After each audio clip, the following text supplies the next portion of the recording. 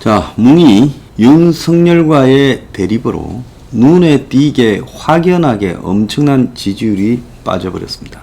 뭉의 지지율이 리얼미터 기준으로 과거의 다른 여론조사에 조원 CNI나 또 쿠키뉴스 이런 데 보면 뭉의 지지율이 좀 빠지는 데가 있었죠. 30%대가. 그렇지만은 리얼미터가 취임 후에 지금 뭉의 지지율을 37.4%라고 이야기를 했습니다.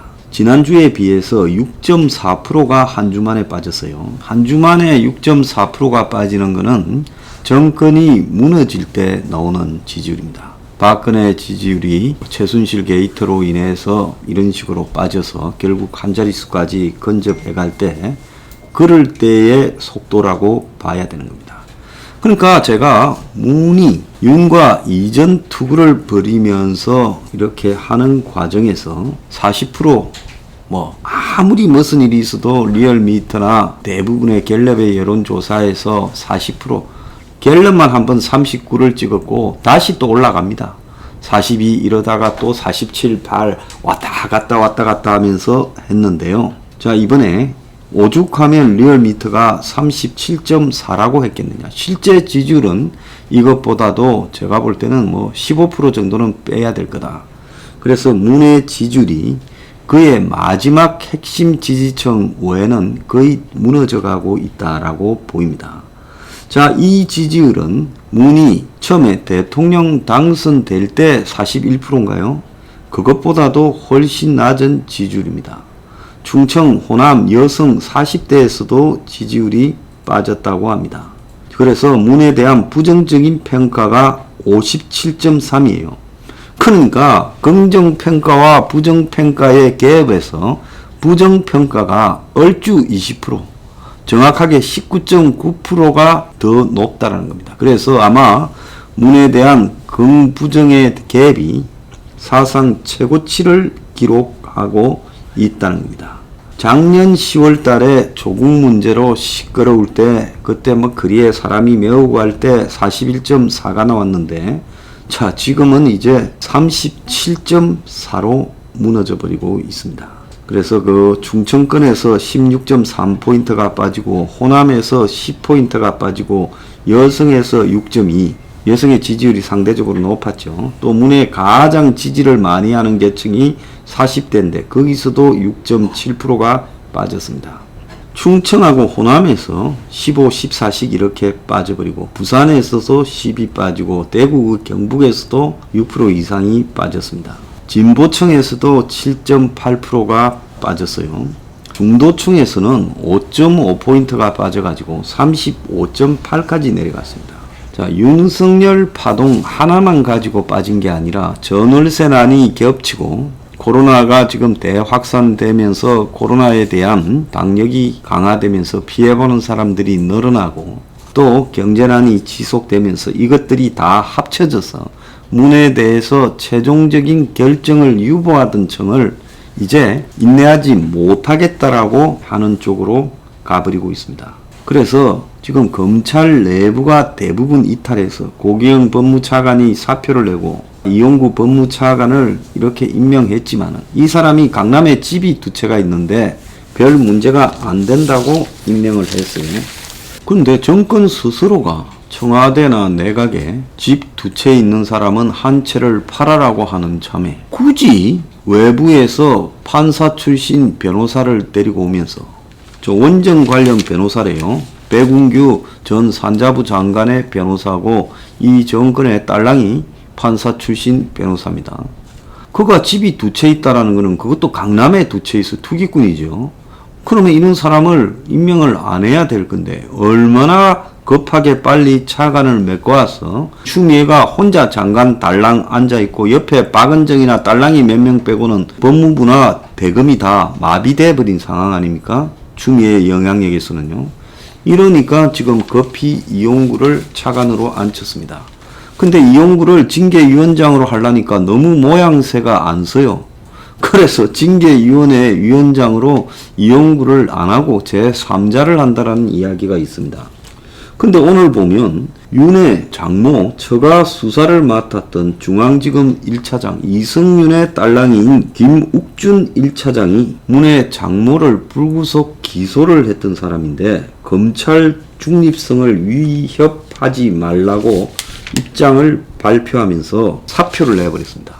그러니까 추미애 편을 들거나 이성윤 편을 들던 사람이 계속 있으면 입장이 굉장히 곤란해지니까 윤의 편에 서가지고 들이받으면서 다 사표를 내버리고 집으로 가는 사태가 벌어졌어요.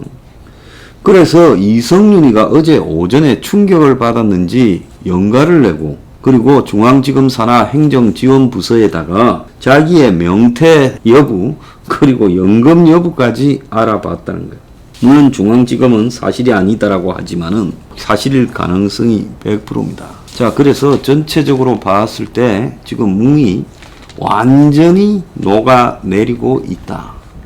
그래서 문의 레임덕이 이제 가시화되고 있다라고 봐야 되는 겁니다. 자, 국민의 동당 지지율은 아무것도 안 하고 가만히 있어도 3.3%가 올랐고 민주당도 5.2%가 내려서 31.2대 28.9로 동당이 민주당을 가만히 앉아서 앞서는 효과가 나타났어요. 자, 그래서 이것이 이제 우리가 아까도 제가 이야기했습니다만은 상투적으로는 윤과 싸워서 그렇다지만 사실은 윤과 뭉이 싸우는 문제는 민생에 관계 있는 이슈가 아니에요. 법치와 관계 있는데 지금까지 대한민국의 법치가 다 무너져도 국민들이 결정을 유보하고 있었는데 이번에 윤하고 싸우는데 왜 갑자기 지지가 저렇게 빠지느냐. 윤이 그만큼 지지가 높아서 그런 거냐. 그건 저는 아니라고 봅니다. 그거는 민생 자체가 부동산 폭등과 전월세 폭등으로 이제 자신들한테 직접 서민들한테 타격이 오고 있어요. 부동산 폭등으로 데미지 있는 사람, 전월세 폭등으로 데미지 있는 사람은 전부 서민들이죠. 그리고 코로나가 지금 대확산되면서 코로나 때문에 거의 밤이 9시만 넘으면 그냥 적막한 상황입니다. 도심도요. 사람이 하나도 없어요. 그리고 영업이 제한당하거나 아예 영업을 못해서 이제 폐업으로 몰려가는 사람이 다수가 늘고 있습니다. 이게 2월 말까지 계속될 건데 석 달이 그 지경이 되면 살 수 있는 사람이 몇 명 되겠습니까? 장사가 안 되죠. 다 문 닫아야 되겠죠. 그런 사람들이 지금 문한테 일제히 지지를 이렇게 철회할 건가 아니면 좀 더 지켜보자 할 건가 하다가 철회로 가고 있어요. 그래서 K방역, 코로나 모범 방역에 대한 신뢰가 지금 무너지고 있다는 거고, 다른 한편으로 지금 실업자부터 시작해서 폐업, 파산 신청자가 급속도로 늘어나고 있습니다. 자, 이런 경제 붕괴 현상도 부글부글 끓다가 윤하고 문하고 싸우니까 이제 여기에 일종의 불을 지르게 되는 실마리 구실을 했다. 이렇게 봐야 되는 겁니다. 문가리는 윤을 지손에 피 안 묻히고 추가 정리해 주거나 윤이 그쯤 되면 알아서 나가주기를 바랬을 겁니다. 솔직히 한번 생각해 보세요. 문정권이 들어서기 전에 윤이 박영수 수사팀에 들어 있었습니다. 박 정권에 대한 수사에서 문이 팀장으로서 적극적인 역할을 수행한 것도 맞지요. 그게 좋다 나쁘다가 아니라 맞지 않습니까? 그래서 박 정권이 조기에 무너졌고 그래서 탄핵돼 버렸고 대선이 당겨져서 2017년 12월에 치러질 대선이 지금 7개월 빨리 당겨져서 5월 달에 치러지는 사태가 나지 않았습니까? 자, 그러니까 어떻게 됐습니까? 결국은 문가리가 조기 대선 속에서 야당은, 당시 여당이든 야당은 이제 박근혜 탄핵의 책임까지 뒤집어쓰고 조기 대선에서 그냥 무너져 버렸죠. 또 당시에 안철수와 홍준표 이 사이에 분열도 있었고요. 그러면서 문가리가 땅짓고 헤엄치기로 거의 대선에 당선되었습니다. 자, 그렇게 되고 난 다음에 문가리 입장에서는 보원을 한다고 윤을 중앙지검장에 앉혔고 중앙지검장에 앉혀가지고 적폐 수사로 해서 대법원부터 시작해서 온 사방에 칼을 휘둘렀습니다. 그래서 박근혜 이명박 정권에 수십 명이 감방에 잡혀갔지요. 그래서 그때 들락거리지 않은 사람은 배신자라고 할 정도로 많이 감방 입구를 재판정을 들락거렸습니다. 자, 그렇게 만들어 가지고 지난 정권을 부패 적폐 정권으로 낙인을 찍었고 그것도 대가로 작년 7월 달에 청문회를 해서 조국보다 먼저 검찰총장에 앉혔습니다.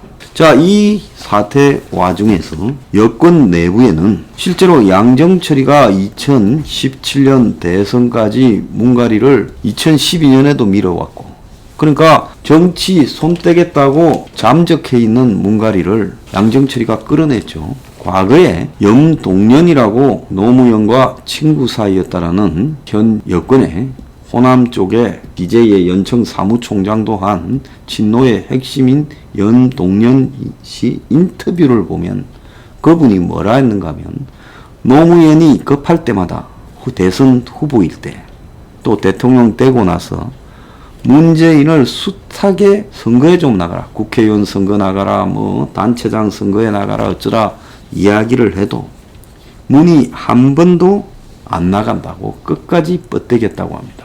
자기는 노무현이 대통령이 돼도 배설 안 하겠다고까지 이야기를 했대요.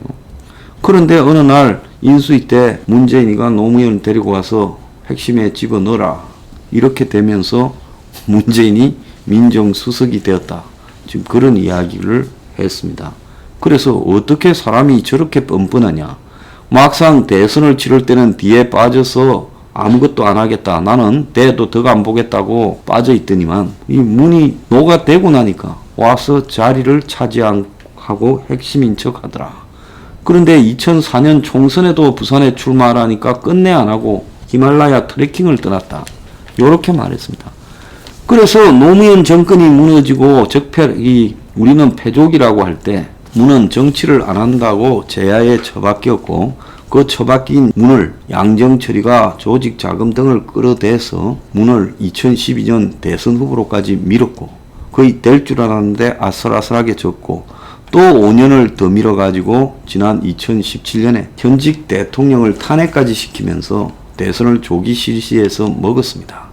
자, 이런 과정을 오는 동안에 양정철이 조홍천이를 만나고, 그리고 윤석열을 만나고, 박근혜 정권에 한의진 사람들을 다 만나서 한마디로 자기 편으로 끌어들이고, 또 조직도 추스리고 문을 대통령 당선시키는 1등 공신이 되었어요. 그런데 막상 문이 대통령 되자마자 양정철이는 거의 패족이 되고 그야말로 임종석이하고 조국 세상이 되었습니다. 조국하고 임종석이가 또 차기를 놓고 둘이 다투기 시작했지요. 그러다가 임종석이가 밀려났고 윤석열이가 검찰총장이 되자마자 그 직후에 조국이 법무장관이 되었습니다. 자, 여권 내부에는요, 양정철은 일찌감치 밀려났고 조국이 법무장관 거쳐서 총리에서 대선 나올 거다, 나는 당상이다 이야기가 파다했어요. 그런데 양정철과 가까운 윤이 조국의 칼을 들이밀었습니다. 검찰 해체 부분을 막기 위해서 총대매했다는 맹분이죠. 그래서 조국이 날아가 버렸습니다. 그래서 조국이 날아가고 양정철이 이제 올 총선에 민주정책연구원 원장으로 복귀해서 총선 대선을 시켰어요. 그래서 이번에는 이제 문 정권의 마지막 순장조 비서실장으로 양정철이 간다 이야기가 나오니까 곧바로 이제 윤석열이 대검 청문회에서 유력 인사가 나보고 있으라 했다, 이렇게 말을 하면서 그 유력 인사가 지금 손혜원이가 뻥을 쳤다고 또 공개하면서 윤석열에 대한 마지막 목자르기가 진행됐습니다. 그래서 제가 이게 여권의 내분과 관련이 있다. 그런데 지금 상황이 코로나와 부동산과 경제 붕괴가 겹치고 있기 때문에 문은 이 상황에서 빠져나갈 수 없는 외통수에 몰려들었고 레임덕이 시작됐다라고 그제부터 이야기를 했습니다. 이번 주 들었어요. 그 말 하자마자 지금 문의 지지율이 추락하면서 레임덕이 현실화되고 있다는 겁니다. 자, 문은 이제 제가 볼 때 끝나가고 있습니다.